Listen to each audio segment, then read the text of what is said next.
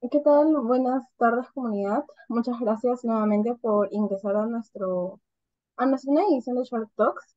Este Shark Talk va a estar a cargo de Bruno Florian y Julio Villavicencio.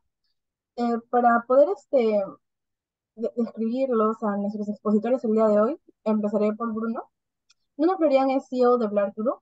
Él es director de Seguros Siempre, como también fundador de la organización Sharks Co. e inversionista en bolsa.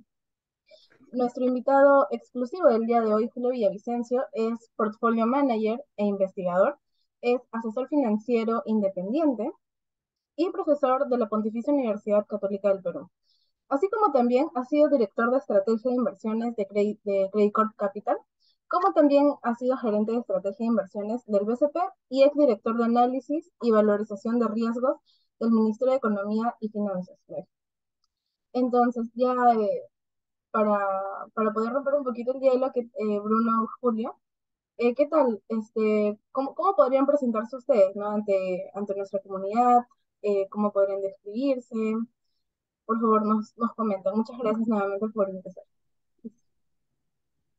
Gracias, Nao, por las palabras. Y bueno, quería dar la bienvenida a la comunidad, a Julio también, a presentarlos acá a la comunidad de Shares Go. Y bueno, agradecer también a todos por su tiempo, agradecer también en su tiempo a Julio por haber aceptado la pequeña invitación que hemos hecho acá. De arranque, creo que ya hemos roto paradigmas antes incluso de empezar el talk con Julio. Bastante alucinante, en verdad, porque es bien loco, ¿no? La generación joven creo yo que quiere parecerse a la generación más vieja y la generación más vieja quiere parecerse a la más joven. Y eso ha sido hoy y hace 2 días esa crisis también se ha manifestado a través de esa crisis financiera, ¿no? Que hoy a través del Silicon Valley Bank se ha llegado a dar y ahora lo vamos a conversar con Julio sobre ese tema, ¿no? Bueno, bienvenido Julio otra vez al pequeño espacio que está así en construcción. Ya no es tan pequeño, ya duplicamos un poco más los esfuerzos al último toque que hemos hecho del año y esperamos así seguir incrementando el 100% el crecimiento. Bienvenido Julio. ¿Ah? Muchas gracias, Bruno, Naomi, muchas gracias por la invitación.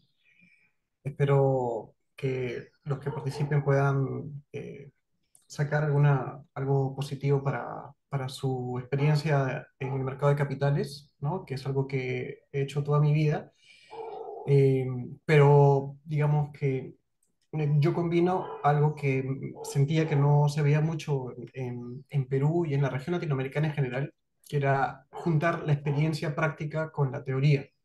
¿No? Entonces, yo me considero, viendo la pregunta de Naomi, un académico que a la vez es una persona que se dedica a poner en práctica las cosas, ¿no? Entonces, trato de sacar experiencias, tanto de la parte práctica como de la académica, para tener un fortalecimiento, porque ese solamente lo académico o solamente lo práctico es como tener una sola pierna, digamos, ¿no? Hay que tener las dos para jugar el partido, digamos, ¿no? Eso es muy, muy importante. Sí, de acuerdo, de acuerdo. Bueno, algo que me gustaría ahí enfatizar eh, bastante a lo que ha mencionado Julio. Creo yo que o sea, el tema de hoy, que es cómo invertir en bolsa 2023 con respecto a riesgos, desafíos, oportunidades, y justo antes de empezar la reunión conversábamos, o sea, es una semana histórica, en verdad, para los mercados, sobre todo por estas crisis bancarias que están ocurriendo, que están manifestando, creo yo que lo más importante a nivel de la recesión en, en estos días. Y bueno, ¿no? Puede ser el inicio del fin de bastantes empresas, ¿no? Bastantes bancos.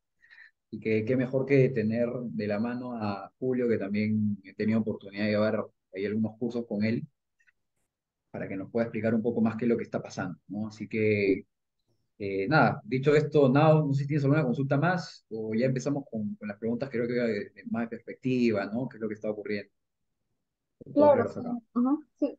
Bueno, antes de poder ya hablar sobre la actualidad y el resto de aspectos, también hay unas ciertas dudas sobre, por ejemplo, ¿qué te motivó a ti, Bruno? ¿No? Bueno, ya nos has ido comentando anteriormente, pero a los nuevos participantes les puede interesar el hecho de saber qué te motivó a conocer sobre el mundo de las inversiones, ¿no?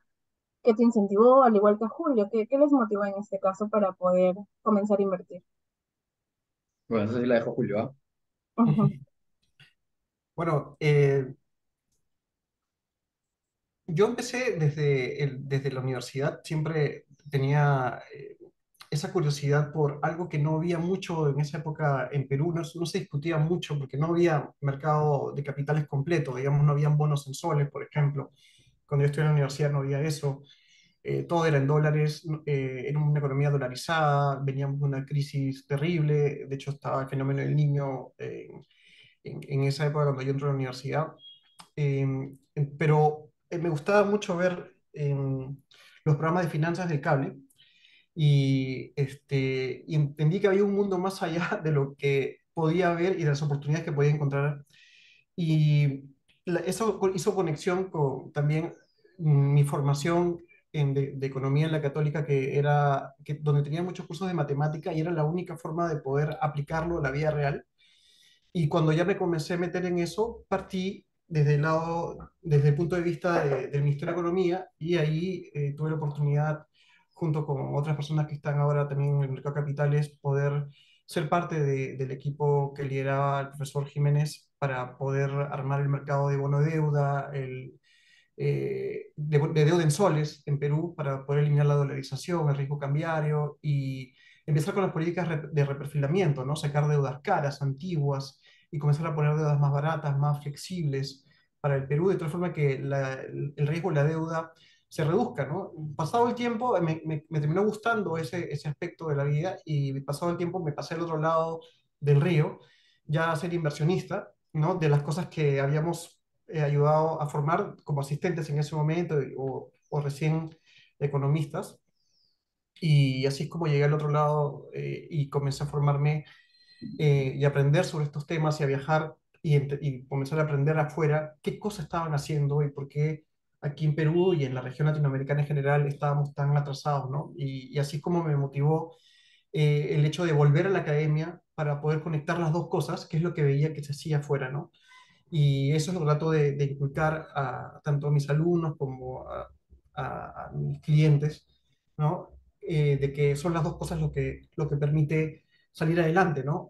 Un, un médico que no sabe biología o que no sabe química no va a poder ser un buen médico, no va a poder hacer una buena receta, ¿no? Lo mismo pasa con una persona que hace inversiones, que hace finanzas y economía, ¿no?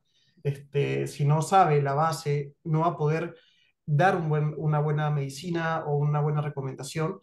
Y del otro lado, si solamente sabemos biología y química, no vamos a saber tratar a un paciente, ¿no? Entonces creo que las dos cosas tienen que ir de la mano y eso es lo que trato de fomentar en mis cursos o en mis clientes y en el manejo de los portafolios que tengo a cargo, ¿no? Eso es lo que trato de implementar. Excelente, excelente, Julio. Bueno, creo que también tratando de responder la pregunta de Naomi, mi caso es un poco distinto por no tengo pues el nivel de años de recorrido que Julio obviamente debe haber visto varias crisis y varios auges, a diferencia mía, a mí me ha tocado leerlos, no vivirlos, pero sí soy bastante seguidor de muchos análisis, de muchas noticias, de estar consumiendo día a día, mañana a mañana, noche y noche, todo este tipo de, de acontecer económico. Y sí fue algo que a nivel, en el proceso obviamente de la carrera de economía fue algo que me motivó, que me gustó y estoy enfocado no solamente en que yo como Bruno pueda analizar IA, sino hoy en día, gracias a Dios, gracias al equipo de Blark, ya no soy solamente una persona, sino hay una empresa detrás. Y bueno, estamos en ese proceso de crecimiento, ¿no? Porque creo yo que tenemos grandes oportunidades y se dice, pues, ¿no? Porque justamente en las crisis se presentan las mayores oportunidades, ¿no? La gente que está mucho más temerosa, si ustedes pueden ver el índice de miedo y codicia de Estados Unidos, está pues absolutamente tirado para una un extremo miedo, ¿no? Extremo fear. Entonces, eso automáticamente genera pues que la gente No piensen nada de invertir, digamos, porque se cree, ¿no? En el imaginario en general, ¿ah? O sea, porque no creamos que solamente en Perú pasa, sino pasa en toda Latinoamérica, y pasa en Estados Unidos, y pasa en todo el mundo. La gente cree de que cuando las bolsas caen, también caen sus inversiones, cuando realmente eso no es así. O sea, uno puede tener diversificado su cartera, tener activos refugio, activos que van contra la volatilidad, ¿no?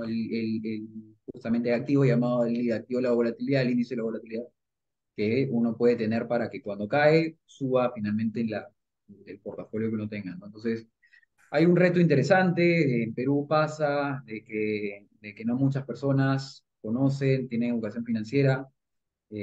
Pasa también en el mundo de los seguros, que yo también soy broker de seguros. Tenemos la marca de seguros siempre también, con la cual empezamos.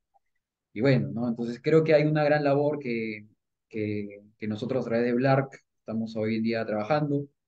Y bueno, como les mencionaba, gracias a Dios estamos creciendo bastante bien. Para las personas que estuvieron en el primer talk que hicimos, les aseguramos que iba a ser doblemente grande, eso está ocurriendo.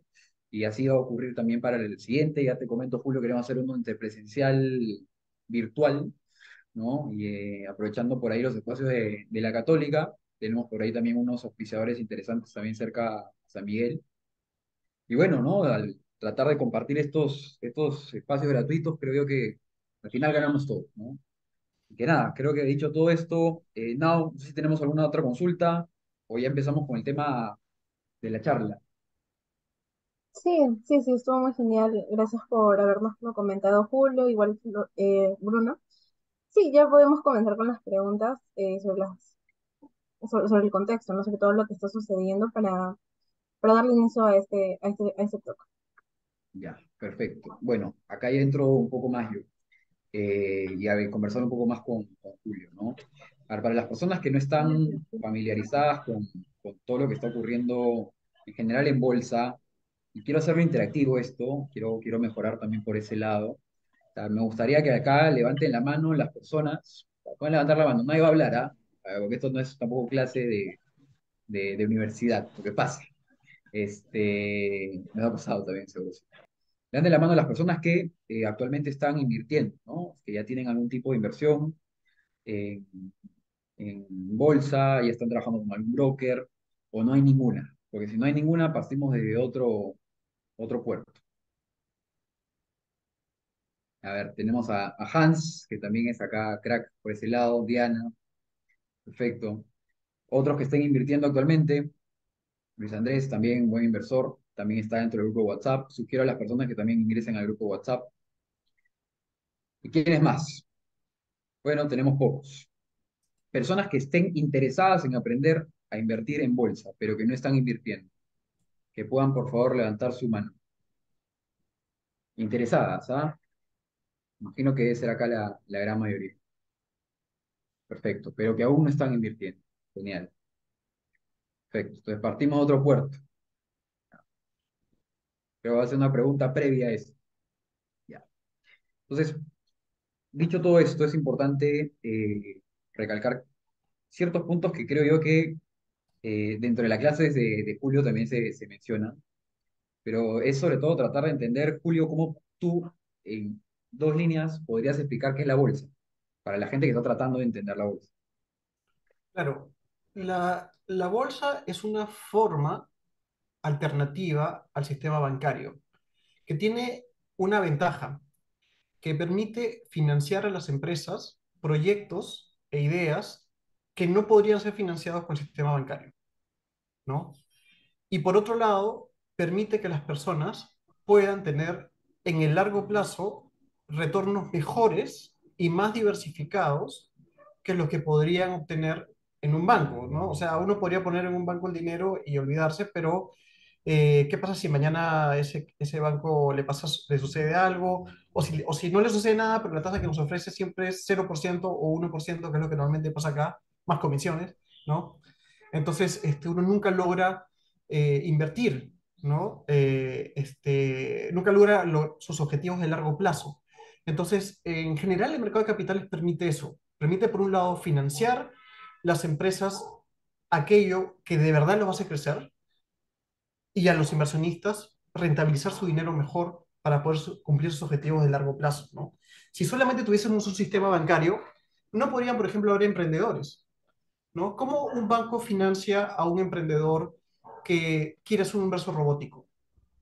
¿No? El banco necesita que ya tenga los estados financieros bien vistos, bien hechos, que esté obligado y sacramentado, básicamente que es una empresa ya constituida, ¿no? No que, o sea, si alguien va y dice, no, yo soy un emprendedor, soy Julio Villavicencio, tengo un proyecto de brazo robótico, ¿y quién es Julio Villavicencio? ¿No? O sea, no, no, yo necesito que me des una hoja de balance, ¿no? El mercado de capitales es mucho más flexible respecto a eso y permite financiar ideas, no necesariamente en el mercado público, puede ser un mercado privado, ¿no? Y por el lado, como les digo, de los inversionistas, poder tener realmente retornos, ¿no?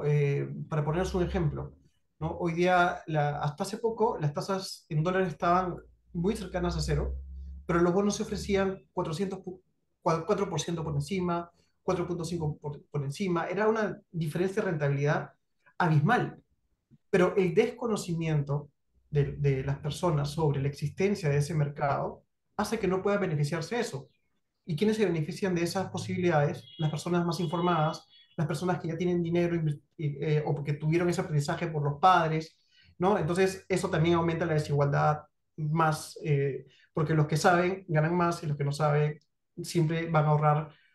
O lo otro que ponía en las investigaciones que a veces que hago y que están publicadas en mi página web o en la Bolsa de Valores de Lima, algunas de ellos también, lo que también veíamos era que el hecho que las personas no puedan o no conozcan el mercado de capitales también los lleva a comenzar a pensar, oye, ¿y qué hago con el excedente de dinero que tengo? Porque ya estoy harto que el banco me pague cero, ¿no? Y comienzan a caer en estafas, ¿no? En estafas o comienzan a invertir en cosas que no entienden, ¿no? Como por ejemplo las criptomonedas, ¿no? En las 10.000 criptomonedas que existen y todo eso sin conocer bien la complejidad que tiene ese mercado, ¿no? Entonces, o optan por vías informales de inversión, que resultan luego ser estafas o resultan en caídas muy fuertes, ¿no? Personas que les ofrecen cursos que les van a enseñar a hacer análisis técnico y ser millonarios haciendo cambios o bonos, ¿no? O acciones, y al final termina siendo todo una estafa porque si fuera verdad que existe un curso para eso, todos seríamos millonarios, ¿no? Entonces, eso no es cierto. La única forma de ganar dinero en la bolsa es mucho trabajo y mucha suerte, ¿no? Ambas cosas. Y en el largo plazo, mucho trabajo, ¿no? Este, y, y lo otro es que mucha gente compara la bolsa con las apuestas. Y no tienen nada que ver. Las apuestas, uno puede perderlo todo o ganar, ¿no es cierto? De acuerdo a las probabilidades de cuánto se está apostando en cada lado. En la bolsa no es así. En la bolsa uno analiza una empresa y en función de eso uno determina si es mejor entrar en la deuda mediante bonos o entrar en el capital mediante acciones comunes, preferentes, ¿no? Es diferente, ¿no? O si quiere entrar uno en monedas, entender la macroeconomía, la política monetaria de un país, pero es necesario conocer eso. Y si no se conoce, mejor delegar esa decisión a alguien que sí lo sepa hacer. Pero tener cuidado con quién, en quién confiamos, ¿no? Que es algo que vamos creo que hablar después. No, excelente, Julio. Y bueno, eso era justamente, te comento, Julio, en el primer talk que hicimos el mes pasado, me parece, un poquito más de un mes, comentaba, ¿no? De que hoy en día existe mucha información, sobre todo en una comunidad joven, millennial, acerca de justamente el tema. Yo creo que, a ver, nosotros dentro de Blark tenemos una unidad que ve todo el tema de marketing también. Entonces, eh, sabemos más o menos cómo se funcionan las comunidades, ¿no? Y una de las comunidades que explota y se viraliza y que tiene mucha interacción es la comunidad justamente del Forex, ¿no? Del intercambio de divisas. Entonces, lo que tú comentabas es muy importante porque siento de que todas estas personas están construyendo, lo comentabas así tal cual, construyendo sin ningún tipo de cimiento sólido, de conocimientos claros de economía o de principios básicos de entendimiento de qué es incluso es la bolsa. Entonces están entrando a prácticamente apostar sin conocer Y es tal cual, o sea, yo estoy 100% de acuerdo contigo con el aspecto de que al final lo único que te va a asegurar retornos positivos en el tiempo es trabajar como loco, estudiar como loco, investigar como loco, y eso finalmente es la única clave del éxito. Y el componente de suerte va de la mano, ¿no? Pero para que existe la frase, ¿no? La suerte es nada más cuando se junta la preparación más la oportunidad. Correcto. Entonces,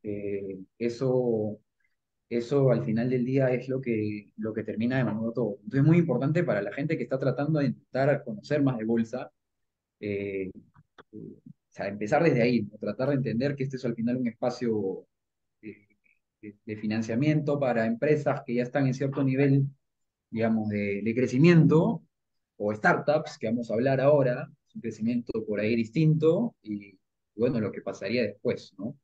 Entonces, dicho todo esto, creo que estamos mucho más claros en este principio, en este cimiento de entender al menos estos conceptos. Yo creería que acá sí podríamos empezar, Julio, con la consulta de qué es lo que tú estás viendo, ¿no? ¿Cuál es tu view, tu perspectiva sobre la bolsa de hoy, ¿no? Lo que está pasando hoy en el mundo con respecto a Estados Unidos, que es lo principal, y después ya podemos hablar un poco más de cómo repercute eso en países como Perú, ¿no? Ujú. Sí, o sea, creo que ahorita estamos en un cambio, en un cambio estructural en la economía a nivel global, ¿no? Un cambio estructural que empezó cuando luego de la crisis del 2008,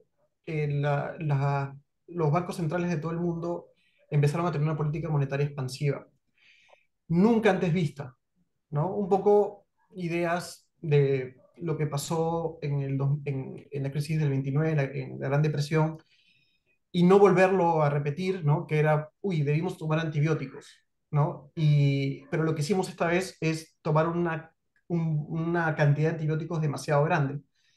Entonces, la pregunta que siempre me hacía en todos los lugares donde estuve desde el 2009 hasta la actualidad era en qué momento esto se termina, porque el problema es que cuando hay demasiado dinero, ¿no es cierto? Los agentes comienzan a confundirse y no pueden con precisión definir el precio de las cosas, porque los precios son nominales. Entonces hay como una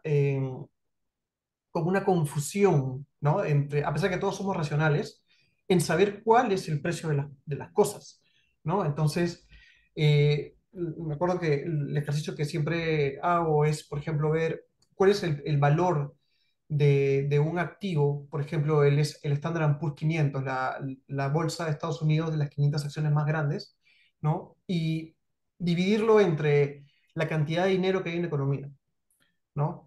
Y lo que se ve justamente es que cuando uno corrige eso, hay un encarecimiento muy grande de los activos en el mundo, ¿no? Y cuando venga, uno decía, cuando venga la vuelta, ese es el problema. Es fácil meter dinero, lo que es difícil es sacarle dinero. Acá hemos vivido en los 80, bueno, tú no has nacido todavía, pero los que pintan canas como yo, eh, en los 80 vivimos algo similar acá y nosotros sabemos muy bien qué significa cuando uno mueve la máquina y cuando uno para la máquina. Eso es un impacto muy fuerte. Obviamente Estados Unidos nunca pensó hacerlo de esa manera, porque durante todo este tiempo lo que terminaba pasando es que había una crisis en Grecia, luego en España, luego en mercados emergentes, luego el COVID. Entonces, permanentemente había crisis que hacían que no se sienta la inflación, ¿no? Pero llega un momento en que la inflación muestra sus ojos, ¿no? Y cuando y la inflación es como un tigre, ¿no? Cuando muestra los ojos, salta y no hay posibilidad de moverte. Cuando ya la inflación está ahí, no es tan fácil ya moverse, ¿no? Entonces, lo que ha pasado es que este encarecimiento y esta disfuncionalidad de los precios eh, desde mi punto de vista, llevó a precios que no tienen nada que ver con el equilibrio de esos valores. Y cuando la inflación vino, los agentes dijeron ya, bueno, se paró la música, es momento de comenzar a retirarse de este juego, las cosas fueron muy rápidas, ¿no? Y comenzó a tambalear eh, todos los que no estaban preparados para este momento, ¿no?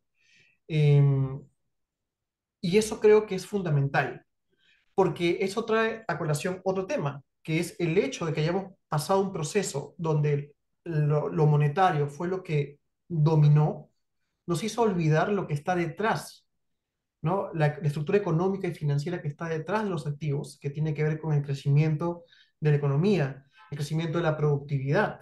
Es la productividad la que le da el valor a las acciones, a los bonos, ¿no? A las empresas en general. Eso es lo que le da el valor.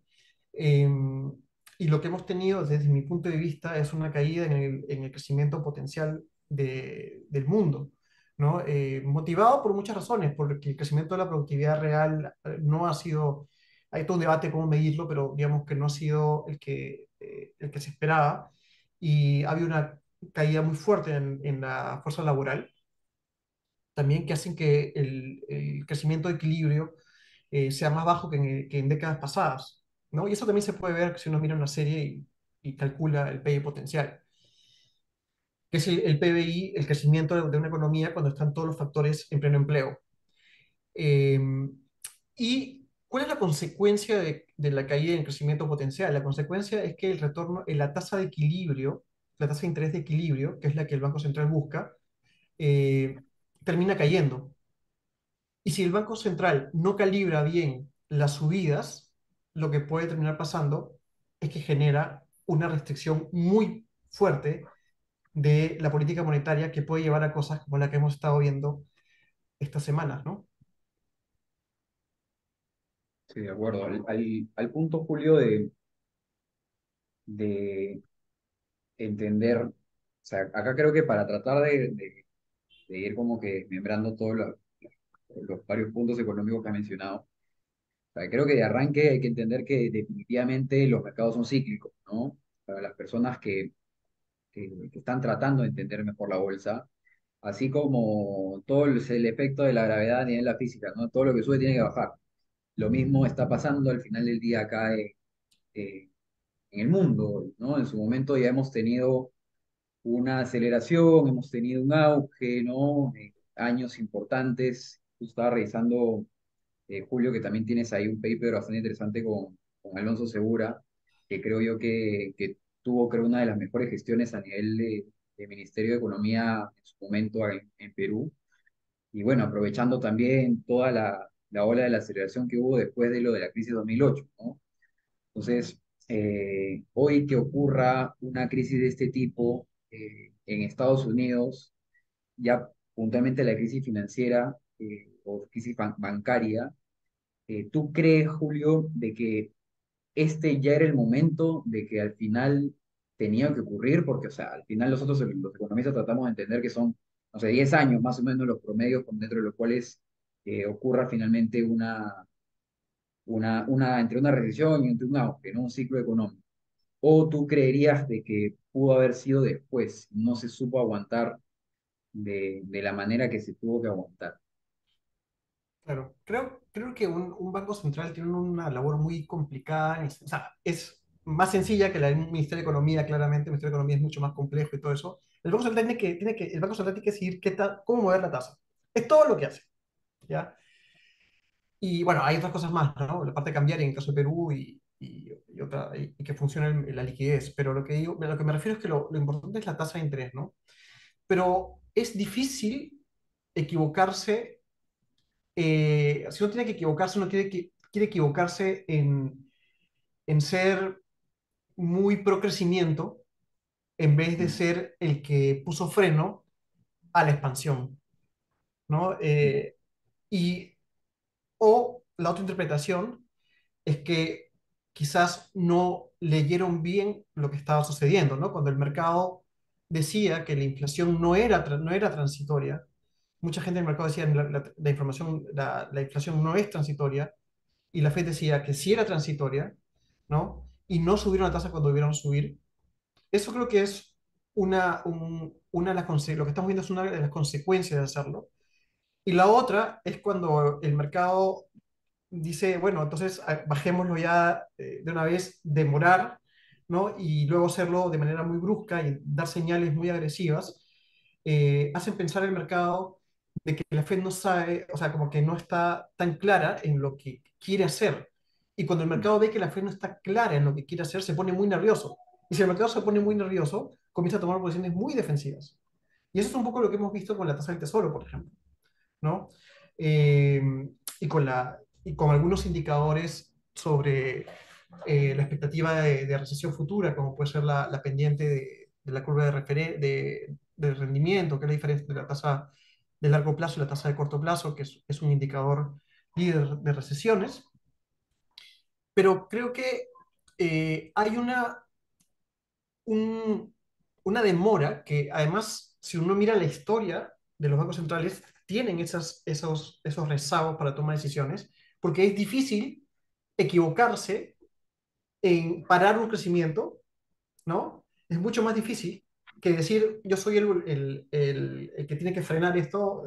O sea, prefiero equivocarme a generar una recesión, ¿no? O sea, es un temor, o como les te digo, la otra interpretación es que simplemente se equivocaron en la forma como interpretaron la inflación. Y luego cuando se dieron cuenta de que era algo más permanente, su forma de cambiarlo fue un poco agresiva cuando vieron que la inflación se le estaba yendo de las manos, ¿no? Y el problema es que no todas las empresas estaban preparadas para esto, ¿no? Pero bueno, eso lo dejo para de repente más adelante. Sí, de acuerdo. Y otro punto que mencionaste al inicio, Julio, y creo que es muy importante en general para las personas, y yo creo que al final lo bonito de la economía es que te permite como que sustraer las variables básicas y sobre eso aplicarlas a cualquier tipo de actividad o transacción o función económica, ¿no? Entonces acá un punto muy importante es el que tú has mencionado, que es el de la productividad y el de la generación de valor, ¿no? Y eso, o sea, creo que puedes medirlo en términos hasta unitarios como un agente personal y Mm. hasta en términos como si fueras también una empresa pequeña, mediana, grande o las que cotizan hoy en bolsa, ¿no?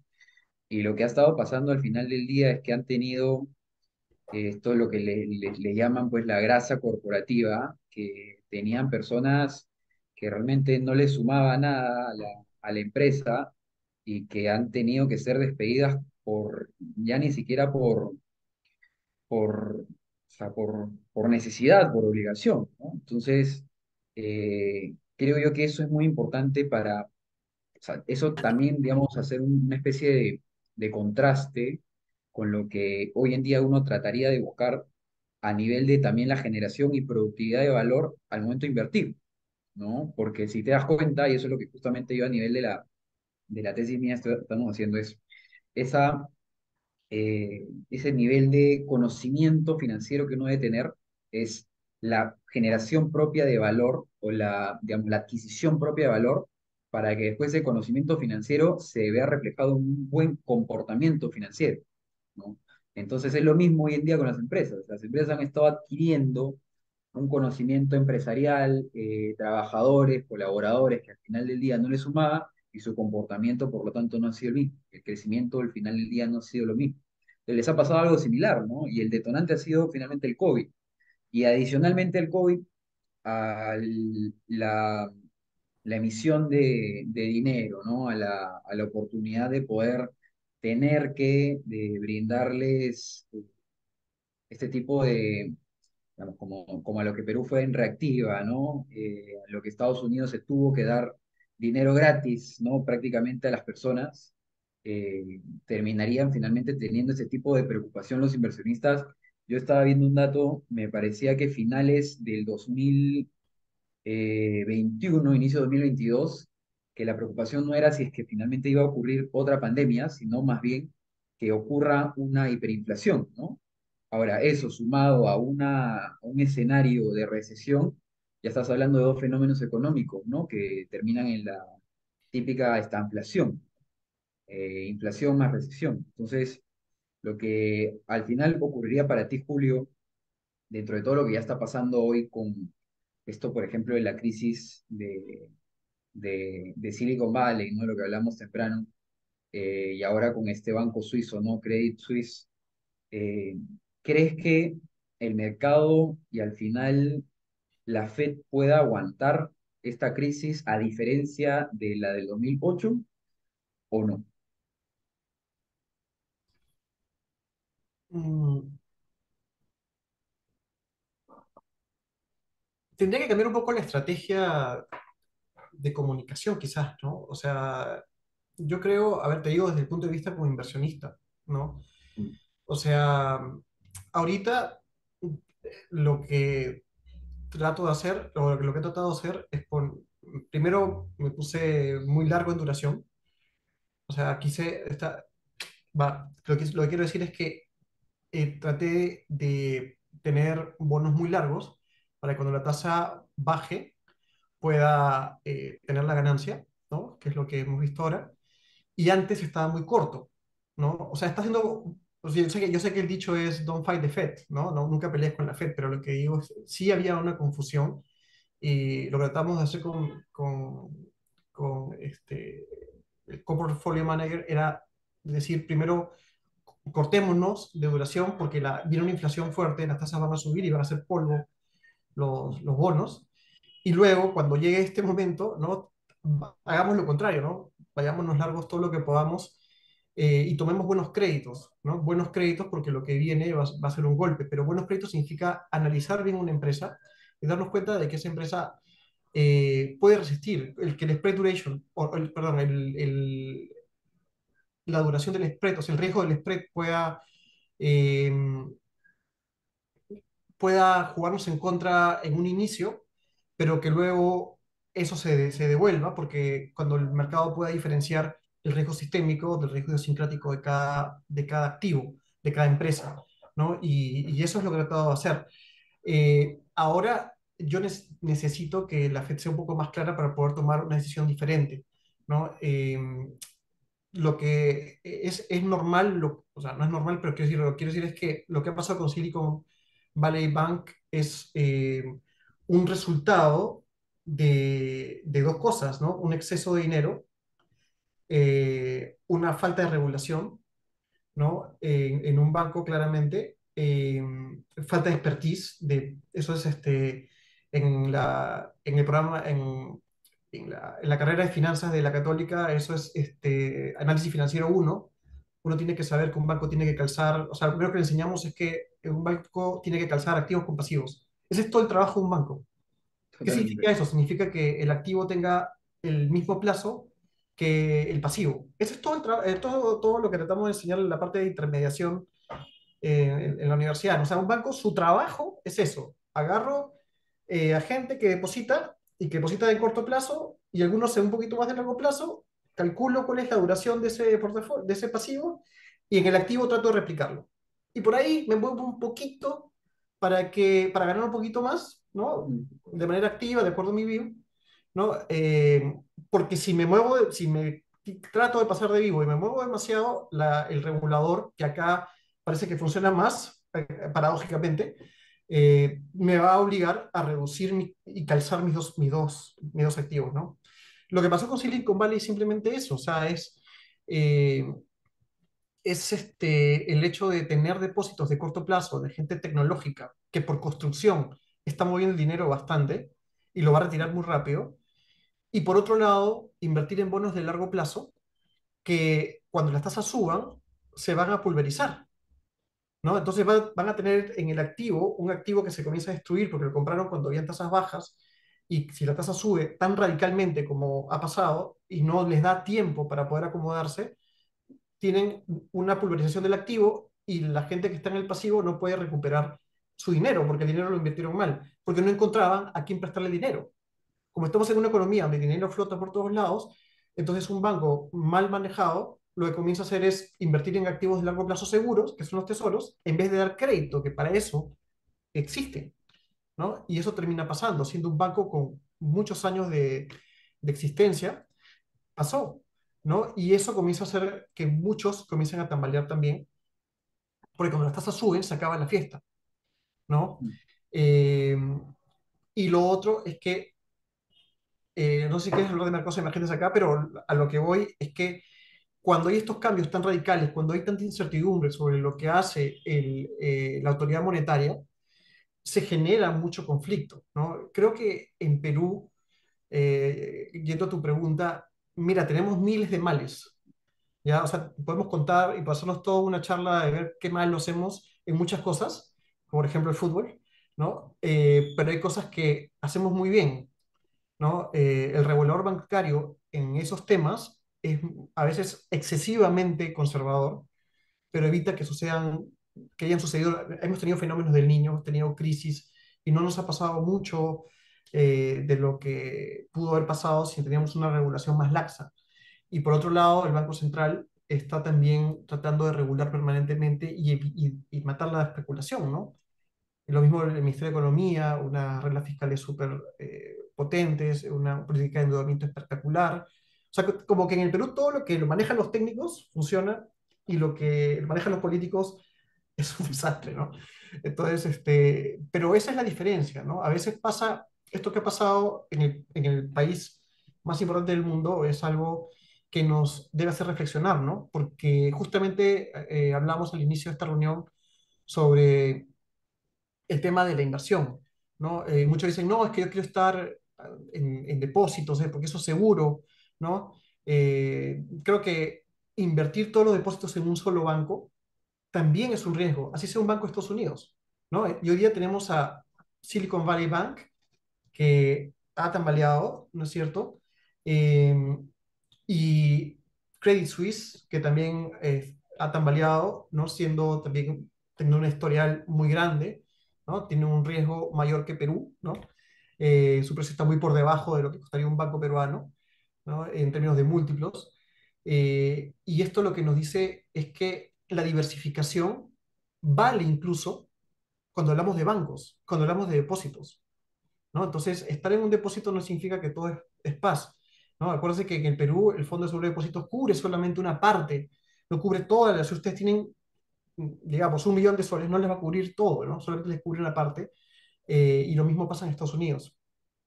Entonces, hay que diversificar, ¿no? Y estar en un banco no significa que no hay riesgo, como hemos podido ver esta semana, ¿no? Totalmente, 100% de acuerdo. Justo estaba enviando un análisis que tenía de el fondo de seguro de depósito en Latinoamérica. Lo mandé al grupo que tenemos en toda la comunidad. Si no están dentro del grupo, ahorita les paso el link acá por el chat, pero les redirige para todas las personas que han entrado. Y bueno, justo tenía el dato de Perú que eran $33.000 por persona, y Ujú. en el caso de México era de casi $160.000, ¿no? Por eso que también México es, dentro de todo, igual es una economía 12 veces más grande que la peruana y demás, pero ahí más o menos vemos un poco la diferencia, ¿no? Entonces, un punto importante, Julio, que me gustaría acá enfatizar y que creo que también para ir cerrando un poco la sesión y aprovechando para las personas que puedan dejar sus preguntas. Es importante también, estaba pensando esto para tratar de dinamizar más las redes, que por favor las personas que tienen Instagram activos nos puedan por favor etiquetar. Voy a dejar acá el logo de SharesCo, ¿sí? Voy a dejar la historia de SharesCo. Si pueden dejarme acá también con copia al Instagram mío. Tú tienes Instagram, ¿no, Julio? Sí, Sí. sí tengo, sí tengo, sí tengo. A ver, ya, el Instagram de Julio, ¿cuál es? Sí, sí, ya me he hecho ¿Cuál? viejo 3 veces, ¿ah? Ya tengo Instagram, me he visto así, ¿no?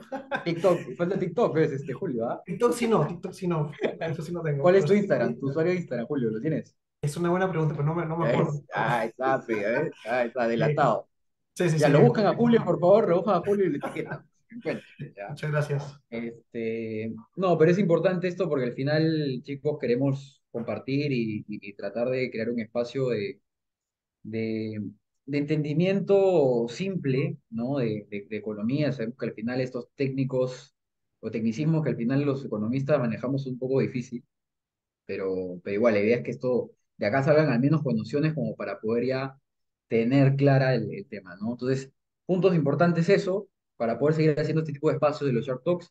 Dos, vayan pensando sus preguntas, las pueden dejar acá en el chat y las vamos a ir respondiendo también con Julio. Y tres, Julio, ¿qué oportunidades estás viendo tú a nivel de activos? Ya nos has comentado un poco el tema de bonos, depósitos y demás. eh, más o menos cómo es tu estrategia de inversión. Y entiendo que va más por un lado, no sé hasta qué punto fundamental, pero tu análisis llega a ser full análisis de reportes financieros, ¿no? De estados financieros. ¿Cómo más o menos manejas eso, tu análisis para una persona, sobre todo, que está tratando de empezar sus primeras inversiones, ¿no? A ver, yo lo que te diría es bien difícil hacer una recomendación y no hacerle el seguimiento luego a la persona que uno le recomienda, ¿no? O sea, por eso voy a tratar de ser muy general y no específico porque no quiero comprometer una idea específica. Solamente voy a dar algunas nociones que son importantes que tomen en cuenta en el momento de tomar decisiones. Lo primero es que eh, en estos momentos, en lo que corresponde a renta fija, claro, he estado bastante largo, o sea, he estado esperando una bajada de tasas para poder tomar ganancias y probablemente o sea, ya le empezamos a tomar, pero probablemente continúe con eso. En términos de riesgo más alto como acciones, cash is king para mí hoy día, pero apenas hayan las oportunidades, empezaremos de nuevo a volver a ellas, ¿no? Porque oportunidades van a haber. Eh, o sea, quiero decir que en riesgo estoy bastante bajo y más bien tratando de ganar en el riesgo. Pero eso puede cambiar conforme los precios cambian. Por eso no quiero dar tiempos exactos porque el timing es muy importante en qué momento el riesgo se da la vuelta. Y es momento de comprar y aprovechar. En Perú específicamente, eh, suceden cosas muy particulares, ¿no? Perú hoy día me parece que hay muchas acciones que están muy baratas, pero eh, puede ser un value trap, puede ser una trampa del valor. También. ¿No? Y esto tiene que ver, hay que tener mucho cuidado con qué acción se compra, porque ahorita estamos viviendo en el Perú en un contexto, más allá de lo político, eso va a pasar, ¿no? Me refiero más al tema del mercado de capitales en sí mismo. Hay que estar muy atento a los flujos, cómo se van moviendo en lo que viene, ¿no? No caer en, porque es barato compro, porque algo que es barato se puede ver mucho más barato. ¿No? Entonces hay que tener mucho cuidado, hay que buscar un asesoramiento adecuado. Hay lugares donde hay un asesoramiento muy bueno. No caer en lo fácil, que es ir a una entidad que promete que les va a ayudar a hacer mis semillonarios y todo eso.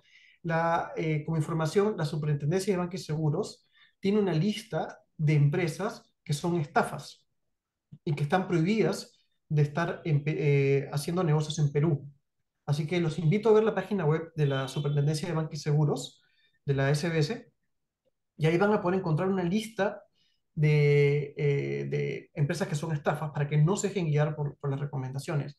De otro lado, guíense por los que les dan información de verdad, les dan valor, les dan análisis. Como yo les dije, la única forma de invertir es mucho trabajo y algo de suerte, como dice Bruno, ¿no? Mucho trabajo significa mirar los estados financieros, mirar qué hace la empresa, mirar qué hace, cómo está el sector, cómo está el país, cómo está el mercado, dónde va. Hay que analizar muy bien la empresa, es un trabajo muy en detalle que hay que hacer. Y luego cómo está el valor también de esa empresa, el valor de la acción o el valor del bono, ¿no? Y cómo está el entorno económico que lo subyace. Eso es muy importante. Y si uno no lo sabe hacer, mejor delegarlo a alguien que sí sepa, ¿no? Esto no significa que nos enamoremos de los apps que aparentemente nos ayudan a hacer las cosas más fáciles, porque puede ser peor, ¿no? O sea, yo siempre digo, ¿no? Alguien que te vende una acción, como venderte una olla de roca volcánica en la Teleferia de las Américas, ese no es un buen asesor, ¿no? Hay que tener cuidado esto no es, llame ya para comprar la acción de Ferreiros, no, así no funciona el mercado de capitales. El mercado de capitales es un mercado profesional, no es un mercado de ollas de roca volcánica de la Teleferia. Entonces, cuidado con los apps que aparentemente hacen todo fácil y al final, cuando uno escucha el contenido, no es nada bueno. Cuidado con eso, ¿no? Hay que tratar de que sean formales, de que estén registrados en la Superintendencia en la Superintendencia del Mercado de Valores, la Ok. SBM, que también pueden entrar en la página web. Ahí pueden encontrar todas las agencias que son formales, que son aceptadas por el regulador para hacer estas recomendaciones.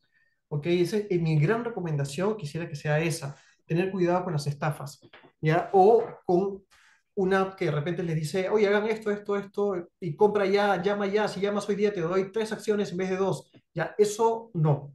Ya, eso traten de ir un poco fuera de eso y tratar de alguien que de verdad les explique. No, no sé si ustedes han ido a un médico, pero cuando uno va a un médico, le da la tranquilidad cuando el médico les explica qué es lo que está pasando con su cuerpo y cómo el tratamiento que van a seguir lo va a mejorar. Es lo mismo. Un médico no les dice, compra ya este antibiótico y se viste con la camisa de fútbol de un club, eso no.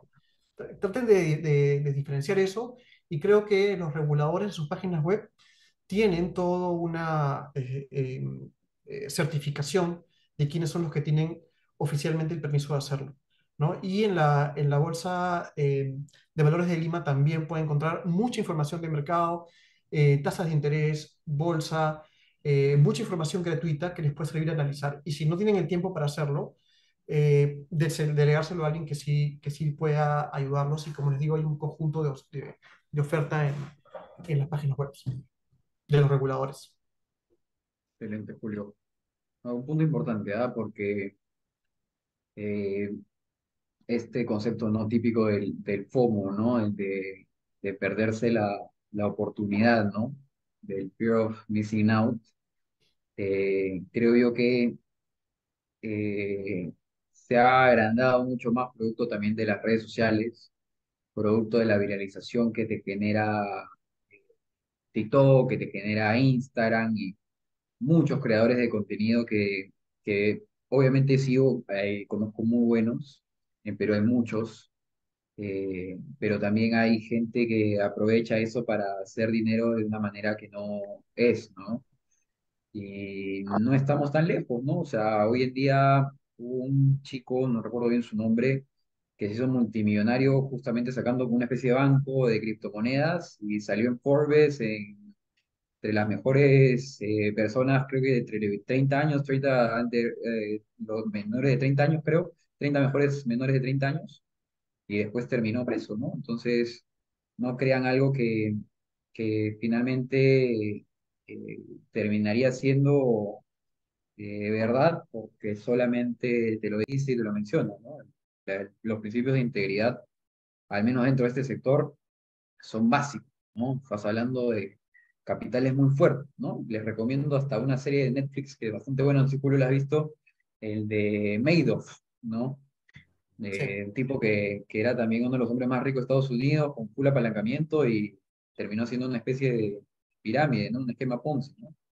Entonces, eso también es un punto que al menos para las personas que están tratando de entrar y que quieren conocer más, creo que es también un buen recurso que puedan chequear. Dicho esto, Nao, ¿alguna otra consulta que podamos tener acá a finales? Sí, bueno, estoy viendo algunas consultas por parte de los asistentes. Ujú. Por ejemplo, bueno, Jesús Benítez menciona que el análisis técnico y fundamental es la clave para invertir en bolsa. Entonces, eso es súper claro. Pero, por ejemplo, acá tenemos una duda de Juan Carlos Beteta. Menciona, ¿no? Inicialmente dijiste que uno puede invertir en bolsa de una manera de apalancamiento o financiamiento para, por ejemplo, startup o emprendimientos. Es decir, yo como emprendedor puedo presentar mi emprendimiento a través de bonos o venta de acciones ordinarias y conseguir capitales frescos, una manera distinta de los bancos. Esa es una consulta que pusieron en el chat. No, Julio, tal vez nos podrías responder o Bruno. sí, sí. Ujú. Claro, en las etapas de desarrollo de una empresa, que va desde la idea de alguien que se levanta un día y piensa cómo hacer la fórmula para eh, hacer vidrios más fuertes y menos pesados, hasta el momento en que la empresa comienza a vender, cada etapa tiene un lugar donde financiarse, ¿no? Si uno tiene un modelo de lo que quiere hacer y los químicos, pero no tiene la plata para ir a un laboratorio y experimentar y correr ese riesgo, existe los capitales semilla, existen los ángeles, que son fondos que se dedican a financiar ese tipo de ideas, ¿no?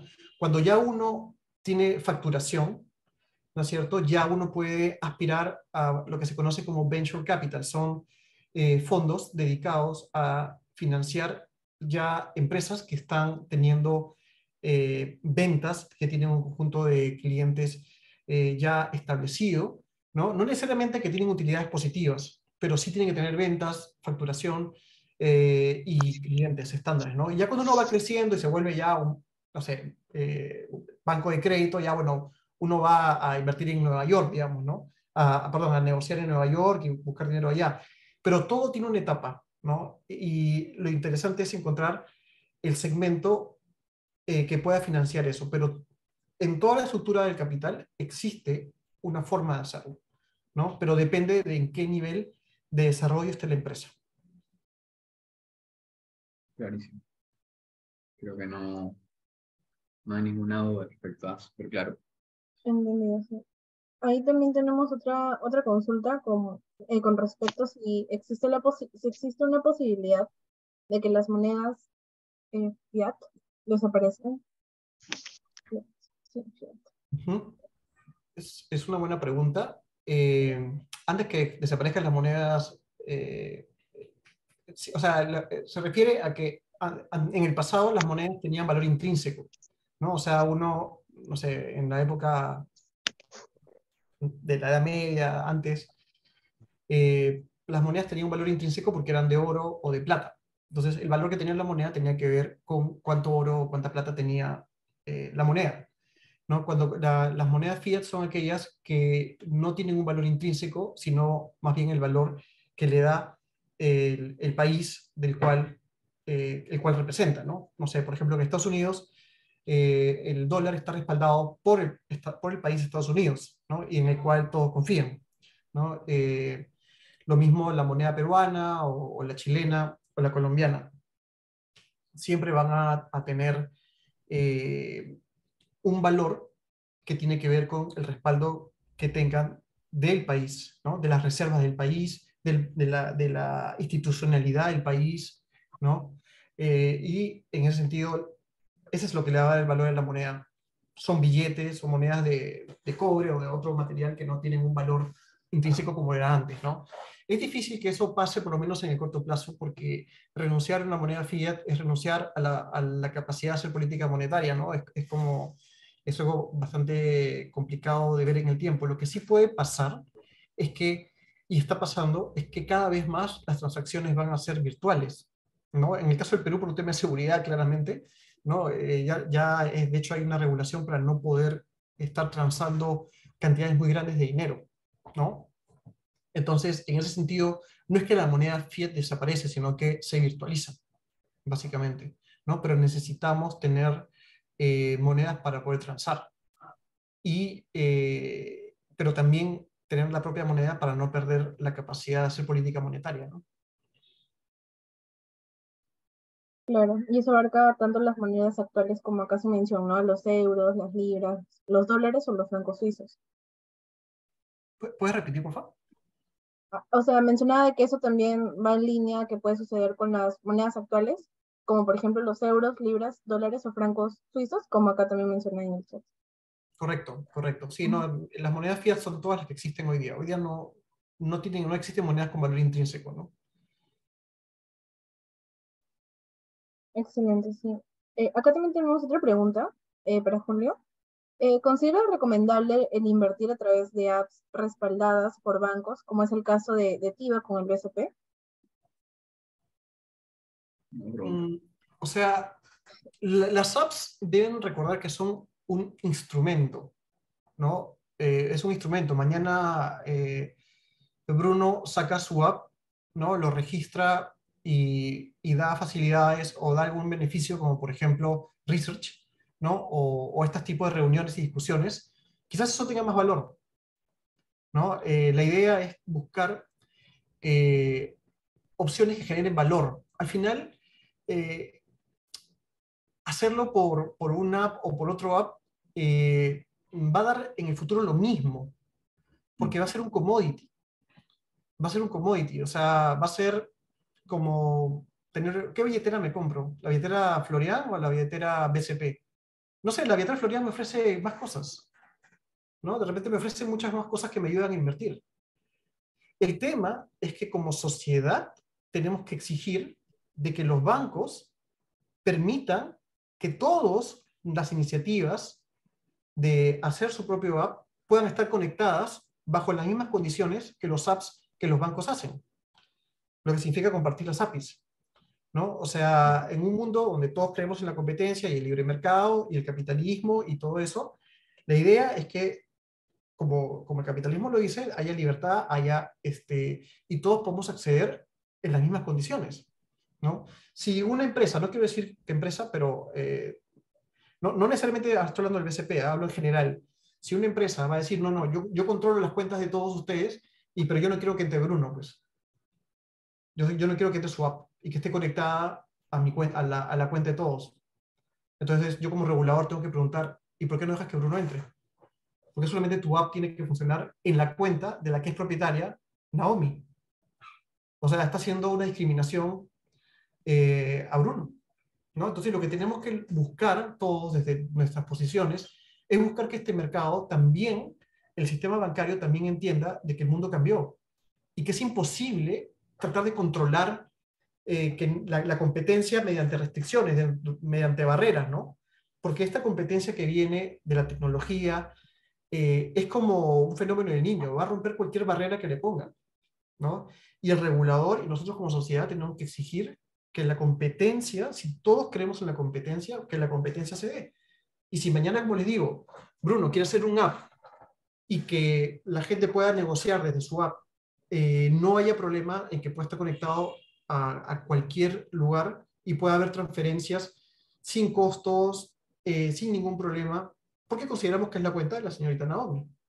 Por lo tanto, ella debe tener el mismo derecho a participar en cualquier lugar sin que haya costos excesivos, ¿no? Creo que eso es lo clave en la pregunta, ¿no? Al final, el app es un lugar donde tú vas a ver oferta y demanda. Es como para que se haga una idea, una app es como ir a una casa de cambios, solamente que es virtual, ¿no? Entonces uno va a la casa de cambios, quiere comprar dólares, tiene precio de compra, precio de venta. Si uno quiere comprar, le van a dar el precio más alto, si uno quiere vender, el precio más bajo. Y el spread lo gana el intermediario, ¿no? Y bueno, si un cambista me ofrece un spread muy grande, bueno, me voy al otro cambista, ¿no? Y la competencia permite que los spreads comiencen a achicarse y así nos beneficiamos todos los consumidores, ¿no? Entonces, eso es creo que lo importante. ¿Qué información de, qué valor agregado de? Ya que todo va a ser comoditizado, o sea, todo va a ser muy uniforme, el valor agregado tiene que ser esa empresa, qué valor agregado te da a ti. O sea, el cambista que llega y te dice, mira, yo te voy a dar tal información macroeconómica, imagínense, ¿no? El tipo de cambio va a ir por aquí, por allá, porque hay estos factores que pueden estar influenciando, ¿no? Entonces, un buen research es un valor agregado, ¿no? El app en sí mismo es algo que va a ser replicable en el futuro, vamos a tener 1000 apps, hasta que haya una convergencia y queden pocos apps. Totalmente, de acuerdo. Algo para tratar de respaldar eso, lo que Julio ha mencionado. Vas a poner un app. No, no, no, no. Todavía, todavía. Buena idea, más nada. Ahora se supera con tantas cosas que quiero hacer, pero el reto es el tiempo. A ver, es realmente como, o sea, existen, yo estoy seguro que acá están varios, existen casas de cambio virtuales, ¿no? Y al final un broker es una especie de casa de cambio en la cual das tu dinero a cambio de acciones. No te devuelven soles, sino te devuelven, no sé, pues, compras Buenaventura o compras Bacus o compras Pacasmayos, que es una app de ese tipo, ¿no? Entiendo que TIVA es más de fondos mutuos. Obviamente el respaldo está detrás del grupo Credit Corp, que es uno de los grupos, si no el más grande del Perú, ¿no? Y obviamente ese de por sí ya es un respaldo. Que quiebre Credit Corp es como que si quiebre no Silicon Valley Bank, ¿no? Lo mismo. Entonces, digamos que hay un componente de riesgo que uno está asumiendo, pero al final del día sigue siendo un riesgo menor, ¿no? El riesgo que no es un riesgo que se comprar una criptomoneda ahorita, ¿no? Que son absolutamente volátiles, ahora más que nunca. Entonces, yo creo que va más por un lado de diversificación, que es uno de los puntos que Julio ha estado mencionando, ¿no? Ahí no metería todo mi dinero ni hablar, ¿no? Un poco, ¿no? Y iría diversificando en función al, al portafolio que uno va teniendo, ¿no? En base a las recomendaciones que también se han compartido con Julio, ¿no? ¿Algún otro más, Now? Ya para ir cerrando. Sí, bueno, entre las preguntas también tenemos, por ejemplo, ya en base a lo que estaban hablando sobre la diversificación, es una con respecto a cuáles son los tres activos financieros favoritos de Julio, para que nos dé como que una orientación, ¿no? Para también tener en cuenta. Lo pusiste, ok. Justo quería dar Claro. el panorama general nomás. Sí, claro. Lo que pasa es que no me gusta dar cosas específicas porque eso tiene que ver mucho con un timing en donde uno tiene que estar permanentemente haciendo el seguimiento y mañana la recomendación podría cambiar si las cosas cambian, ¿no? No me gusta decir eso, pero digamos que por el momento, como les comenté, estoy tratando de recoger, o estoy tratando de recoger algunas ganancias de lo que tiene que ver con esta, primero subida de tasas y luego esta caída por lo que está pasando ahora. Eh, y en términos de activos de mayor riesgo, estar bastante conservador todavía, esperando las oportunidades que puedan venir. Y en Perú, estar cauto, buscar asesoría buena sobre eh, la microestructura en la que está Perú hoy día, que es la explicación mayor del valor que hoy día vemos, ¿no? Más allá del tema político, como les digo, el tema político y el ciclo cambiarán, pero hay otros factores que hay que tomar en cuenta para entender un poco esos múltiplos, ¿no? Y es mejor tener una asesoría especializada que permita explicarles mejor ese tipo de conceptos. Sí, perfecto.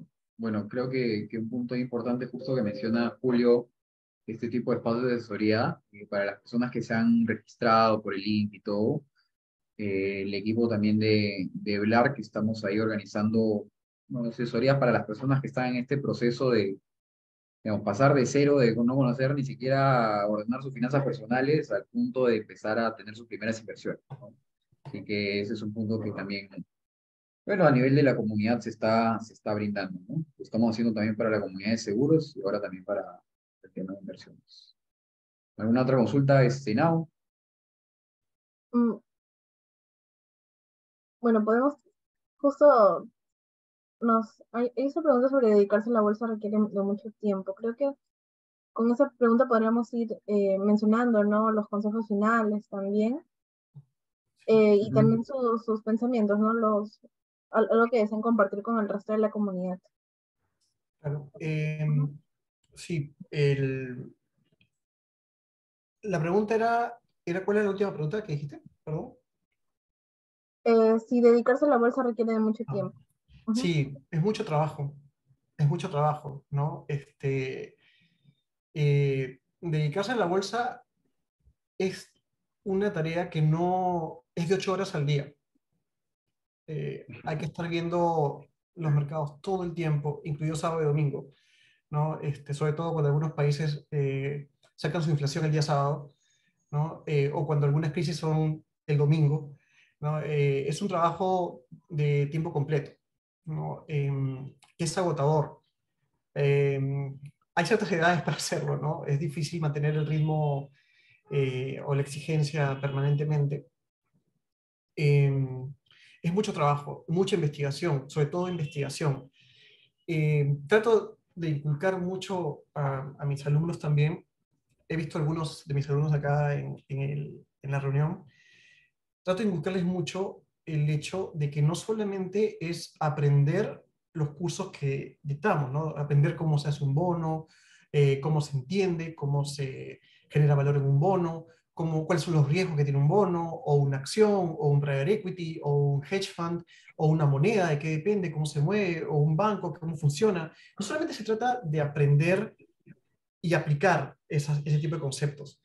También es muy importante aprender a investigar, porque el futuro que viene para ustedes, desde mi punto de vista, y lo he visto en todos mis viajes, tratando de entender un poco en qué estamos, lo que se viene es la lucha por el conocimiento del mercado, en el sentido que la única información que genera valor para ganar dinero en un mercado de capitales es aquel que es difícil de encontrar. O sea, la información que ya está en la prensa o que Igualmente. o que la gente conversa no tiene ningún valor. Al contrario, uno tiene que hacer lo contrario, ¿no? Totalmente. Eh, eh, Está en la investigación y tratamos en la universidad, sobre todo en la salud de finanzas, que es donde estoy yo, en la carrera de finanzas, tratamos de fomentarles esa investigación porque la única forma de encontrar el valor de un mercado o de una empresa va a ser investigando sobre esa empresa, sobre ese valor, sobre su contexto, y tratando de tener el método científico de tener identificar un problema, generar una pregunta, generar una hipótesis, tener una teoría sobre eso y hacer una comprobación empírica en base a las herramientas que la estadística nos da, sea econometría, inteligencia artificial y todas esas cosas mágicas que nos encantan a la gente que hacemos finanzas. Pero es trabajo hacer el método científico. El gran problema que a veces sucede es que la gente se vuelve muy empírica, ¿no? Muy empírica en el sentido de que hoy día me levanto y estoy muy alegre y hoy día quiero comprar acciones porque me siento muy alegre. Y como la alegría significa tomar riesgo, bueno, voy a comprar acciones porque ya, o porque mágicamente soñé, o porque tuve una visión, o porque leí en gestión. No, no, esa no es la forma de invertir. O porque me dijeron, ¿no? O me acuerdo clarísimo, siempre lo cuento a mis alumnos, un taxista que me decía qué carrera tenía y cuando le conté qué hacía, me dijo si debía invertir en Bitcoin porque al amigo de su amigo de su amigo le había ido espectacular y había duplicado su dinero y que él quería invertir y qué me parecía el Bitcoin, ¿no? En esos momentos uno tiene que asustarse, ¿no? Entonces, la única forma de de hacer una buena inversión es ver lo que los demás no ven.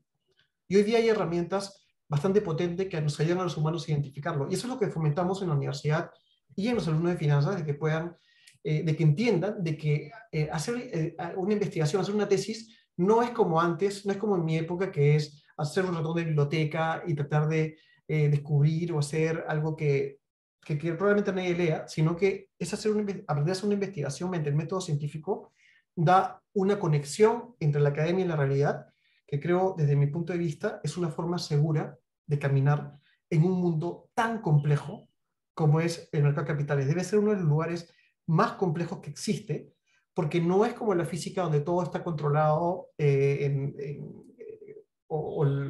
más parecido a la biología, donde todo depende de todo y donde todo se mueve permanentemente y donde la gente inteligente se siente frustrada porque fracasa, ¿no? O sea, recuerden de que en este mercado está gente muy inteligente en todas partes y la única forma de ganar es trabajando, investigando, tratando de identificar las oportunidades y eso tiene mucho costo. Y por eso, como les digo, tratamos de fomentar que aprendan el método científico para poder tener una mejor aproximación. Perfecto, Julio. Excelente. Y bueno, quería nada más complementar lo que Julio estaba mencionando, el caso del taxista, ¿no?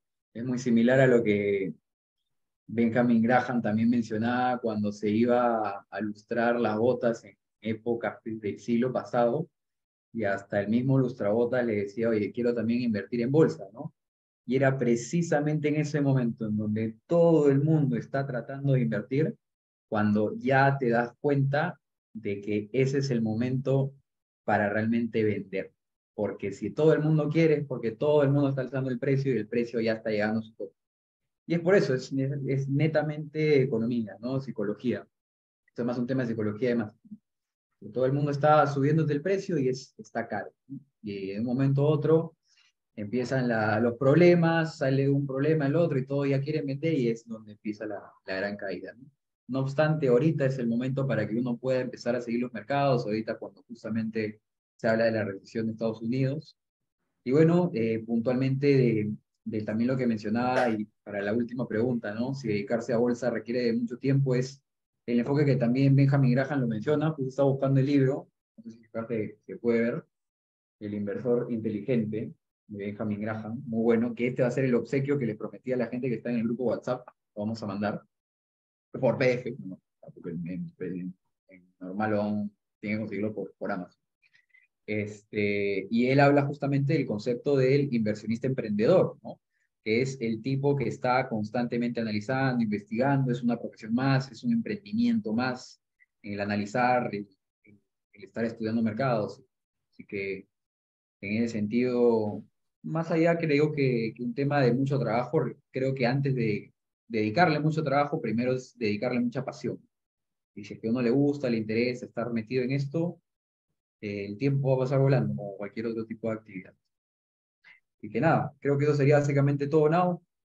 ¿Tendremos más consultas adicionalmente a estas o no?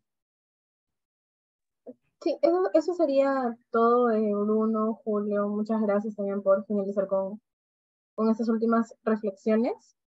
Sé que a todos los chicos, a todos los participantes les va a ser de mucho valor. Igual ya les compartí el enlace a nuestro grupo de WhatsApp donde estamos toda la comunidad y bueno, por ahí también compartimos este tipo de espacios, mayores datos, etcétera, para que siempre estén al tanto de esos seminarios. Así que muchas gracias a todos por asistir. Muchas Excelente, gracias. ¿ah? Nos Muchas vemos. gracias, Julio, ¿ah? A Por tu ustedes, tiempo. muchas Muchas gracias gracias. sería a toda la comunidad. Un fuerte abrazo, ya nos estamos viendo en el siguiente Sharp Talk. Nos vemos, gracias. Excelente, gracias.